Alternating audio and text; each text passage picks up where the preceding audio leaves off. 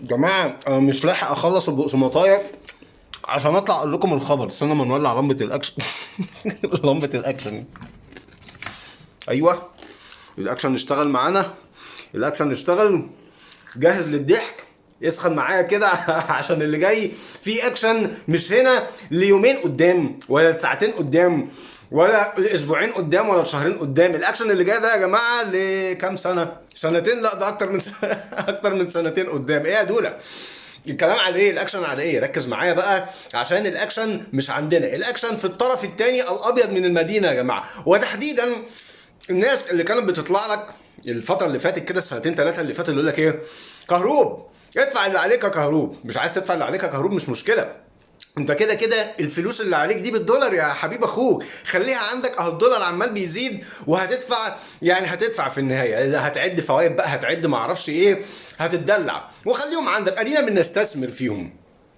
هم نفس الناس دول اللي كانت الاداره بتاعتهم لسه من كام يوم طالعه بتقول لك ايه؟ والله احنا قاصدين النادي الاهلي ان كهربا يدفع اللي عليه بقى، احنا ما بقاش واقف عندنا موضوع الصفقات ده على غرامه كهربا، ندفع بقى ونسوي الدنيا. ما يا جماعه قلت لكم وقتها الناس بتتوسل لدفع الغرامه ليه؟ عشان الاخبار اللي سمعوها. هقول لك على الحكايه. فاكر الموقع اللي الفيفا عمله الكام يوم اللي فاتوا دول، وجمهور نادي الزمالك كانت قاعده بتكليك بترفرش عليه عشان تعرف الزمالك اسمه اترفع من الانديه الموقوفه عن القيد ولا لا؟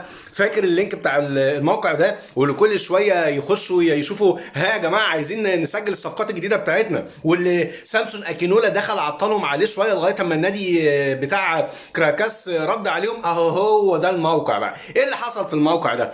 الموقع ده الانديه اللي موجوده عليه، عشان تبقى عارف، دي الانديه اللي هي ممارسه للنشاط، الانديه اللي شغاله في النشاط، اللي بتلعب كوره وموجوده في الدوريات ومتسجله رسميا في الفيفا. ايه اللي حصل بقى على الموقع الرسمي الساعتين اللي فاتوا دول تحديدا؟ خش على الموقع ريفرش كده عليه حبيب اخوك زي ما الصوره اللي انا حاططها لك دلوقتي.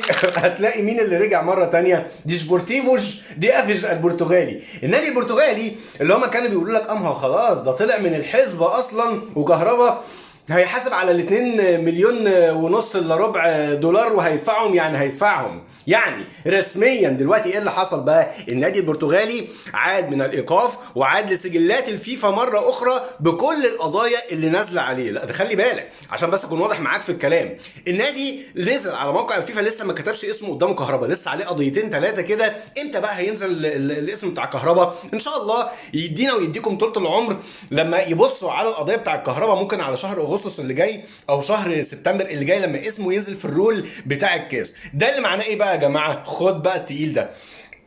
احنا دلوقتي يا جماعه حد يقدر يفتكر كده كهربا كان بقاله كام سنه منتقل للنادي الاهلي والقضيه دي مرفوعه عليه؟ تعرف تعد؟ كهربا جه 2019، 2020، 2021، 2022، 2023، 2004. يعني دلوقتي كهربا في الاهلي قول يا عم 5 سنين، قول 4 سنين. كهربا بقى في النادي الاهلي 4 سنين دلوقتي، ماشي؟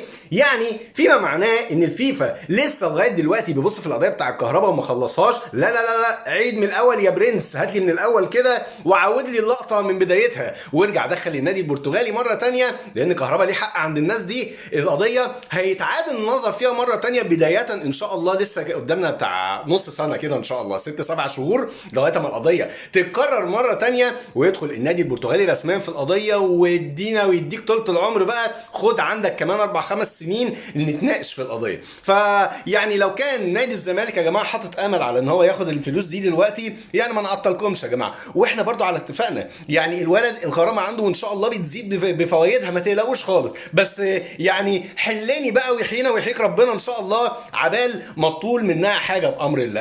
اكشن يعني هنسمعه بقى خلال الساعات اللي جايه. انا قلت اسبق معاكم بالخبر كده، ما لحقتش اخلص البقسماطايه والله، وعايز الخبر ده بقى يلف وشير شير شير عشان الكل يعرف حقيقه الاخبار الجميله بتاعتنا دي يا جماعه، والكل يعرف. ويلا بينا بقى نقفل لمبه الاكشن عشان لسه عندنا حلقه كمان شويه هنصورها، ويعني مش عايز اتاخر عليكم. يلا سلام عليكم.